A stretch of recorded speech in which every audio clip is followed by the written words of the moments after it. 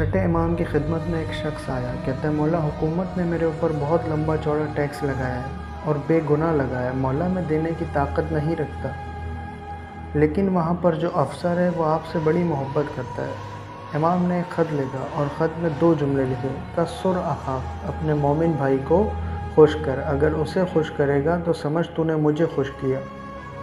کہتا ہے میں واپس گیا، اس افسر کے دروازے پر دستک دی اور میں نے چھٹے امام کا خط اسے دکھایا۔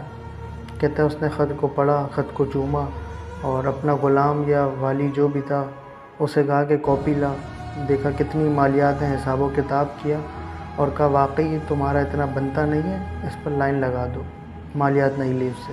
کہا خوش ہوا ہے؟ کہا خوش ہوا، اور کہا جس زمین اور جس کالیچے پہ کھڑے ہو یہ بھی لے، تمہاری ہوئی، یہ بھی لے جا۔ کہا خوش ہوا ہے؟ کہا خوش ہوا۔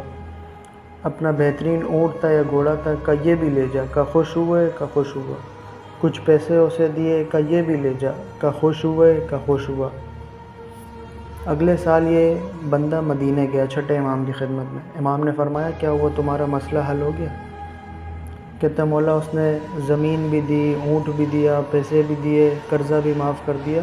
امام نے فرمایا واللہ اس نے مجھے بھی خوش کیا، میرے بابا کو بھی خوش کیا، میرے دادا کو بھی خوش کیا، میری ماں فاطمۃ الزہرا کو بھی خوش کر دیا۔